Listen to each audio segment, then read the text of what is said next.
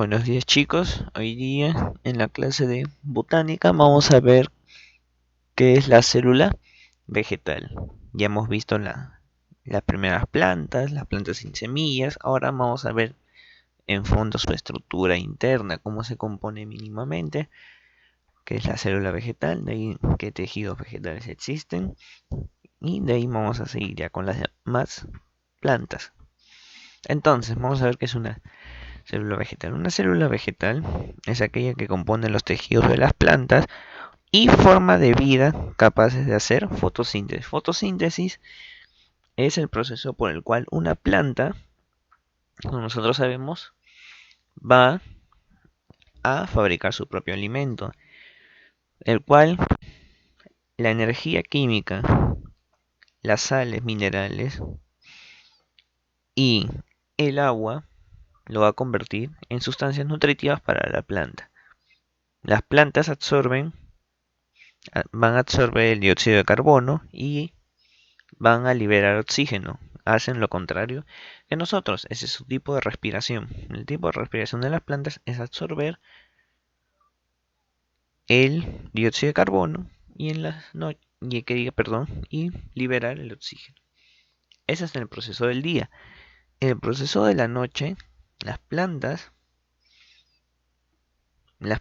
van a absorber oxígeno y van a liberar dióxido de carbono. No en todas. Hay algunas plantas que hacen el proceso al revés, que en las noches respiran el dióxido de carbono y liberan el oxígeno. De ahí más adelante vamos a ver qué plantas son esas.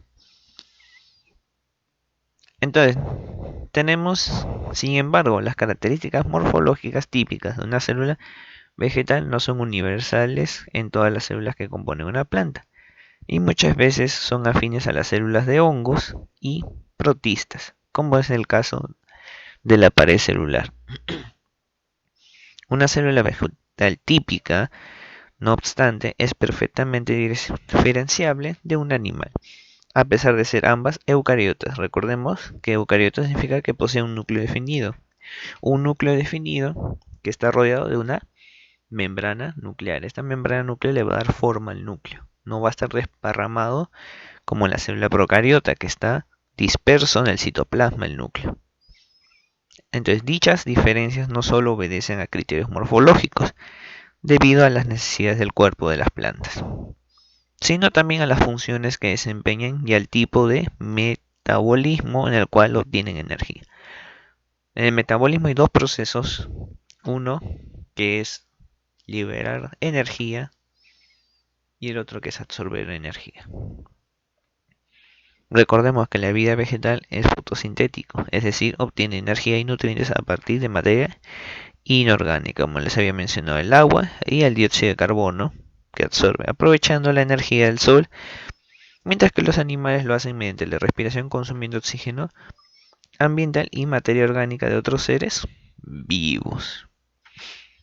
Entonces, un primer vistazo a las células vegetales nos permite distinguir las que componen los distintos tipos tejidos de las plantas, raíz, hojas, tallos, flores, dependiendo de su pertenencia al tejido estructural o al tejido de transporte de sustancias. Podrán ser células del xilema o floema, respectivamente. Nosotros hay que recordar que algunas células están formadas algunos tejidos están formados por células muertas y el otro por células vivas.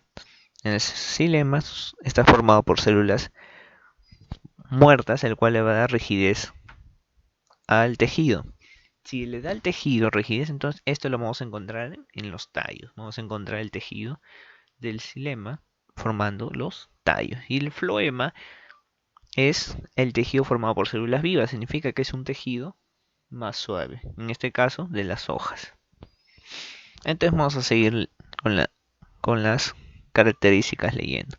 Tenemos ahora tipos de células vegetales. Acá vamos a mencionarlos según su característica principal. Las células vegetales se clasifican en célula de parénquima, encargada del soporte del organismo, de transporte y almacenamiento de sustancias, así como de la propia fotosíntesis. Son los más abundantes y especializados del organismo vegetal.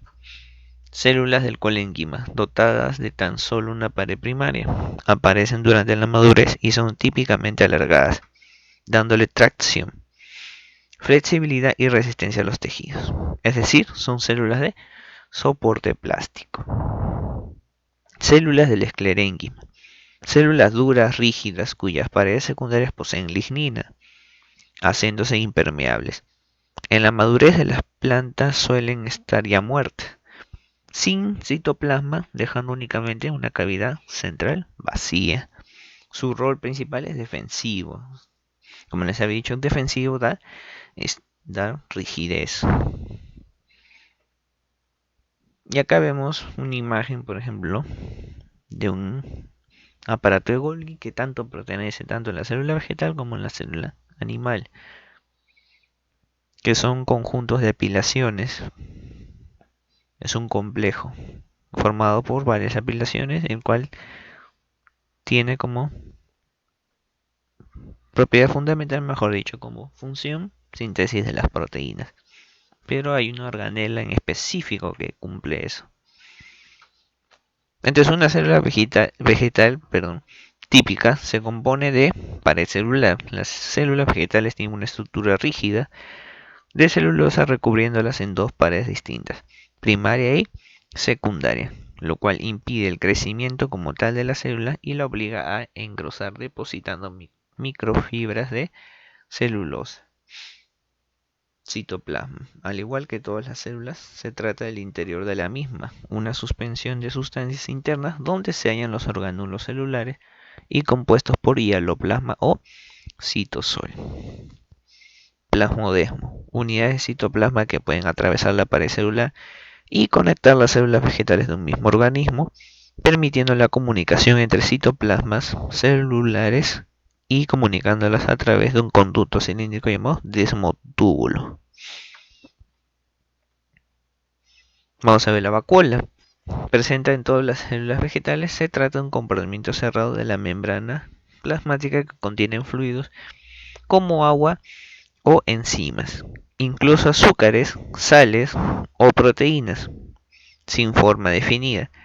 Se emplean como depósitos de nutrientes para las células. Ahora nosotros recordemos que las células vegetales no son las únicas que tienen vacuolas, también las animales. Las células animales también tienen vacuolas, pero de menor tamaño. En cambio, las vacuolas de las células vegetales son de un tamaño pronunciado, que ocupa la mayor parte de la célula vegetal, del citoplasma. Los plastos. Se trata de orgánulos que permiten el almacenamiento en la célula de sustancias indispensables para procesos primordiales como fotosíntesis, la síntesis de aminoácidos o de lípidos y determinan el color de las frutas y las flores. Por ejemplo, pueden ser cloroplastos que almacenan la clorofila, leucoplastos permiten la conversión de la glucosa en azúcares más complejos o cromoplastos almacenan los carótenos, un tipo de pigmento. El caróteno es el pigmento de color naranja. Tenemos varios tipos de pigmentación: clorofila A, verde claro; clorofila B, verde oscuro; carotenos, que es el color naranja; y las antófilas, que da el color amarillo. Esas son las principales 4 colores que se dan en el espectro de luz. El color que nosotros vemos cuando se expresa es ¿por qué? Porque el espectro de luz es el que no traspasa. En este caso, traspasa los demás colores, pero no traspasa el verde. En el verde refleja, en el espectro de luz lo va a reflejar y por eso se va a pronunciar ese color. Igual que en algunas frutas. Vemos, por ejemplo, una zanahoria. El espectro de luz va a atravesar los demás colores, pero en el color naranja este se va a reflejar y es por eso que se va a pronunciar. Y como les he dicho, el aparato de Golgi se trata de un conjunto de 80 ditiosomas en la célula, es decir, un conjunto de sáculos aplanados o, como les he dicho, apilamientos y rodeados de membrana que cumplen la función de fabricar muchas de las proteínas necesarias Tenemos ahora acá los ribosomas, complejos macromoleculares de proteínas y ARN ubicados en el citoplasma de las mitocondrias y en el retículo endoplasmático, incluso en los cloroplastos, y son la principal fuente de síntesis de proteínas a partir de información del ADN que les llega vía ARN mensajero. El ARN mensajero es el encargado de la síntesis de proteínas dado al ribosoma. Tenemos tres tipos de ARN: ARN mensajero, ARN de traducción y ARN de transferencia. Pasamos al retículo endoplasmático, un complejo sistema de membranas celulares que abarca todo el citoplasma celular de los eucariotas, en forma de sacos aplanados e interconectados que se dividen en dos: el cuerpo rugoso y el cuerpo liso, encargados de funciones tan diversas como el del metabolismo de los lípidos, la desintoxicación o la síntesis proteica. Tenemos ahora las mitocondrias. Son orgánulos de gran tamaño que se ocupan de generar la energía de la célula, que significa síntesis de ATP. El ATP es el adenosintrifosfato, el cual va a dar la energía necesaria para que las células puedan trabajar, así como nosotros necesitamos carbohidratos para tener energías para realizar nuestras actividades. Las mitocondrias van a encargarse de darle energía a las células. Nosotros adquirimos carbohidratos, nuestra fuente de energía. Entonces las células, su fuente de energía es el ATP. Tenemos ahora la membrana plasmática. Como todas las células, tienen una membrana que distingue el afuera del adentro de la célula y les permite mantener sus márgenes de presión y pH interno. pH es potencial de hidrógeno. Y tenemos ahora el núcleo celular. Como todas las células eucariotas, las células vegetales poseen un núcleo celular bien definido, en donde se alberga el ADN y que cumple funciones concretas durante la replicación celular. Entonces ya hemos definido las principales organelas de la célula vegetal y ahorita vamos a ver una imagen para mostrarles cómo es cada una de estas organelas. Y acá está. Vemos la imagen y vamos a indicar ahora las partes. Citoesqueleto filamentoso, como vemos acá, esto que se está señalando en rojo. Tenemos el retículo endoplasmático liso. Acá está. Tenemos los plasmodesmos. Los plasmodesmos que están en la parte de la pared celular. Tenemos el cloroplasto. El cloroplasto que está formado por discos de tilacoides, en el cual cada disco de tilacoides se va a producir reacciones, en el cual van a ser luego el producto de la fotosíntesis. Se llama disco tilacoides. Vacuola. Vemos acá la vacuola, que es de gran tamaño. La mitocondria, que produce la síntesis del ATP. Membrana plasmática que cubre la célula. Peroxisoma es la organela en el cual se encarga de degradar el peróxido de hidrógeno. Acá tenemos la pared celular que le da como una rigidez a la célula vegetal. Acá tenemos el aparato de Golgi, que son sacos aplanados, compilados, que significa uno sobre otro. Tenemos el citoplasma, donde se ubican todas las organelas, donde le da una forma definida a la célula. Tenemos los leucoplastos, como se había mencionado, es un tipo de plastos que le va a dar una característica de tipo de expresión de color. Tenemos el retículo endoplasmático rugoso. El rugoso se encarga de la síntesis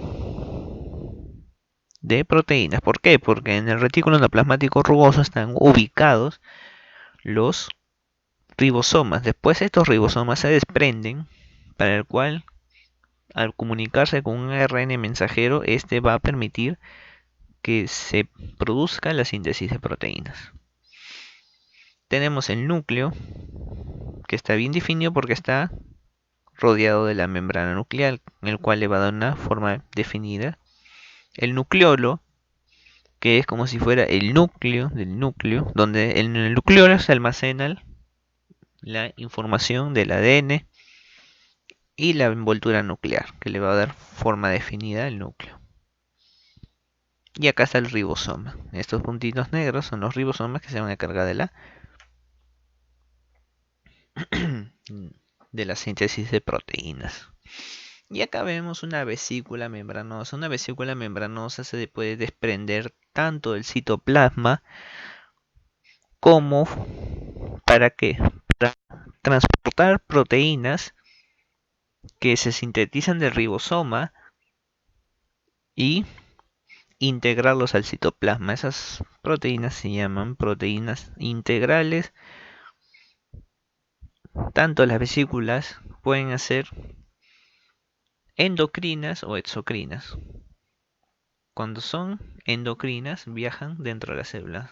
Sucede una invaginación en la membrana, en el cual va a permitir desprenderse un poco a la membrana, para el cual irse hacia uno de los ribosomas, y este va a ensamblarse con proteínas integrales, en el cual luego se va a ir a una de las organelas dentro de la célula, o de nuevo se dirige al exterior para tener las proteínas integrales.